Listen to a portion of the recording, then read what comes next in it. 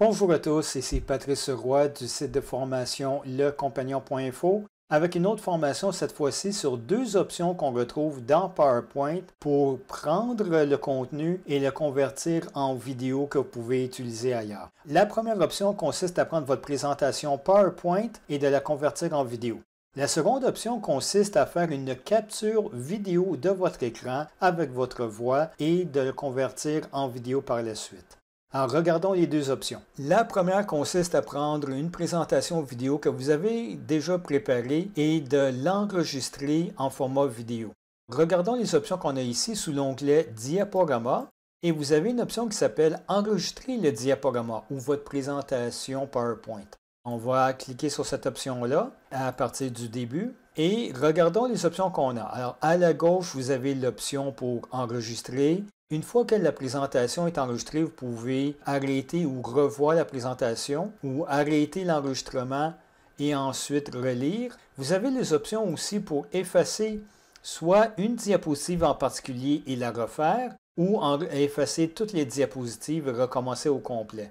Vous avez aussi les paramètres ici et au bas, vous avez les options pour activer votre microphone, votre caméra vidéo si vous en avez une et d'enregistrer. Alors dans ce cas-ci, la vidéo va être désactivée parce qu'elle est utilisée pour enregistrer en ce moment d'une autre façon. Mais si vous auriez la caméra vidéo, dans le coin inférieur droit, normalement, vous verriez votre vidéo en ce moment de vous. Regardons maintenant, on a aussi quelques options pour nous aider à la présentation, mais c'est le temps maintenant de faire un petit essai avec deux diapositives, vous montrer comment on pourrait enregistrer une vidéo et ensuite on va regarder le résultat. Alors maintenant, dans 3 secondes, on va être prêt à en partir. Bonjour à tous, ici Patrice Roy du site de formation lecompagnon.info avec une formation sur comment animer les présentations PowerPoint. Alors, quand vous faites une présentation à l'intérieur de PowerPoint, vous avez besoin d'afficher ce que vous voulez quand vous le voulez. Alors, les effets d'animation sont importants à ce moment-là. Donc, on va regarder les options d'animation de PowerPoint. Alors, vous pouvez premièrement animer du texte, mais vous pouvez aussi animer des images si c'est nécessaire et même animer des graphiques. Et à l'occasion, il est nécessaire d'animer du son et de la vidéo. Même du son et vidéo, oui, à l'occasion, c'est nécessaire selon les circonstances. Bon, regardons, il y a 4 types ou 4 grandes catégories d'effets d'animation que vous pouvez utiliser. Il y a premièrement les effets d'entrée qui consistent à afficher l'information que vous voulez au moment où vous le voulez. Mais des fois, c'est intéressant de mettre de l'emphase sur des éléments. S'il vous plaît, ne mettez pas trop d'emphase sur cet élément-là. Utilisez-le à de rares occasions. Mais aussi l'option où on veut retirer quelque chose. Alors, c'est les effets de sortie et l'élément disparaît de l'écran. Alors, des fois, c'est nécessaire de retirer un élément de la présentation. Et aussi, un élément qui est intéressant est d'être capable d'animer ou de bouger des éléments sur l'écran avec les effets de trajectoire. Alors, c'est beau de connaître ces éléments-là, mais il faut les maîtriser. Et pour cela, vous avez besoin du volet d'animation et aussi de voir les options que chacun de ces éléments-là peuvent vous offrir. Alors, c'est qu'est-ce que nous allons couvrir dans les prochaines formations de PowerPoint. Eh bien, c'est fait, c'est enregistré. On revient à notre présentation ici, mais il y a quelque chose de différent maintenant. Retournons à l'enregistrement. Voilà. Et je vais aller à la première diapositive ici. Et maintenant, je peux lire la présentation. Alors, vous allez voir le chronomètre bouger au bas. Et je ne peux pas sauter un élément en particulier. J'ai désactivé le son en ce moment parce que ça serait trop contraignant. Mais vous voyez l'idée. Et ici, je peux toujours vous montrer qu'on peut... oups, il faut que j'appuie sur fin. Ensuite, je peux effacer le contenu de la diapositive ou toute la présentation et réenregistrer celle-ci. Si je trouve que j'ai fait une erreur ou je veux modifier le contenu, je peux le faire. Ensuite, c'est le temps de sortir d'ici et d'enregistrer notre présentation. Alors, on revient à Fichier et on va choisir l'option Exporter.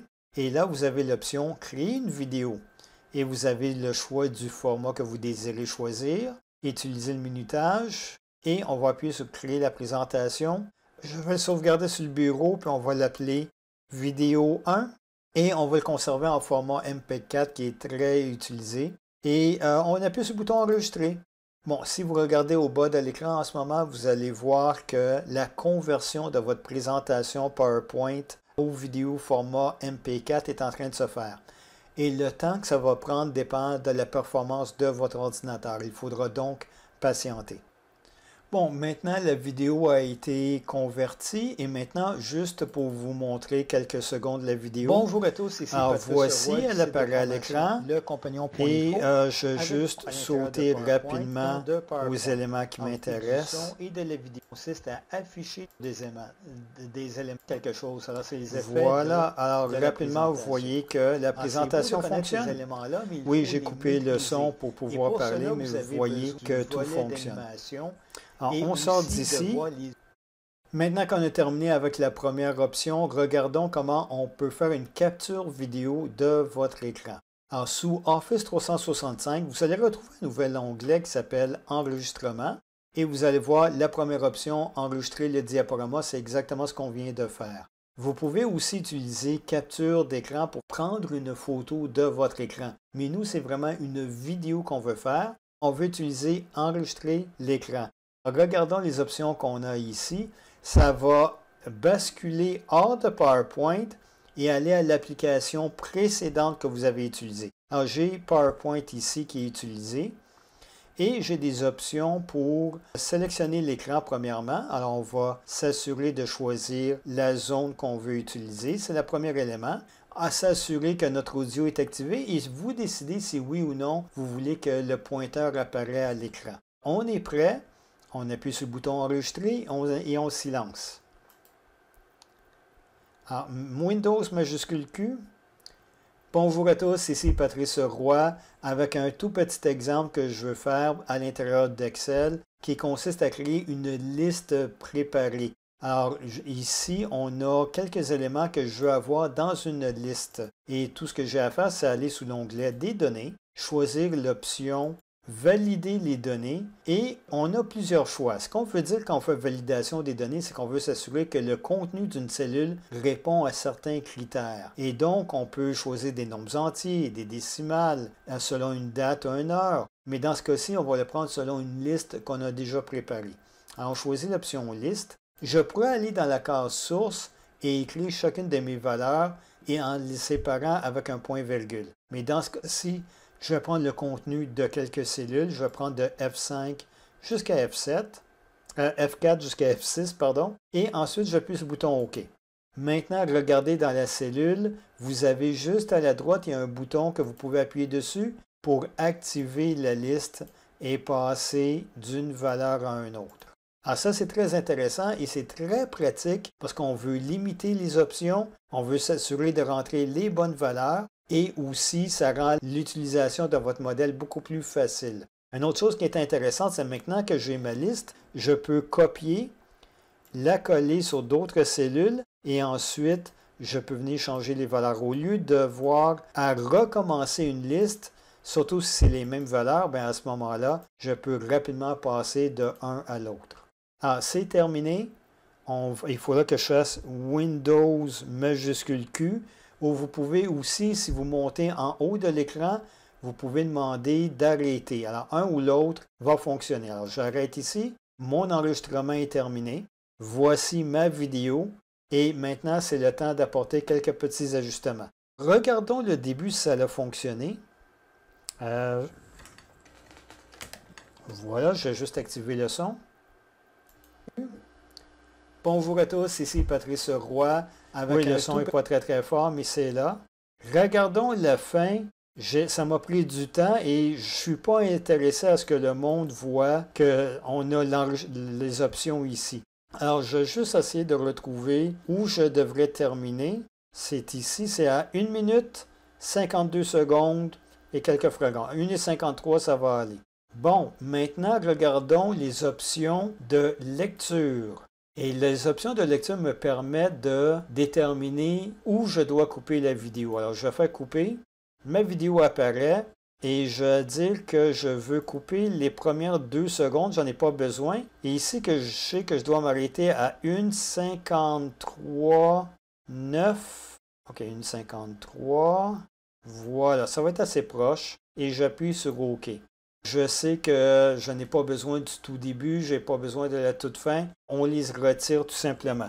Maintenant, je peux faire exactement le même processus que j'ai fait pour ma première vidéo. Aller dans Fichier, exporter, le sauvegarder en format vidéo et je pourrais ensuite l'insérer dans mes vidéos de formation. Je pourrais l'envoyer à d'autres personnes, l'insérer dans YouTube ou d'autres sites similaires aussi. La seule chose concernant la capture vidéo est que vous devez vous préparer beaucoup plus que vous deviez le faire auparavant. Préparez-vous, pratiquez-vous, ayez un plan sur la structure que vous voulez avoir et vous serez probablement obligé de reprendre à quelques occasions votre enregistrement si vous faites des erreurs. Alors attendez-vous à cela. Il n'y a pas des outils pour éditer le contenu en ce moment. Tout ce que vous pouvez faire avec PowerPoint, c'est de découper un petit peu le début, un petit peu la fin, mais on s'arrête là. Alors, c'est la limitation de cet outil-là. Mais au moins, vous êtes capable d'enregistrer et ensuite de présenter à votre public. Alors, j'espère que vous avez apprécié cette présentation. Si oui, laissez un commentaire au bas. Aussi, si vous avez des suggestions pour d'autres vidéos, je serais heureux de les entendre. Et aussi, vous pourriez penser à vous inscrire à ce site et vous pourrez ensuite être informé des prochaines vidéos. Sur ce, j'espère vous voir à la prochaine présentation.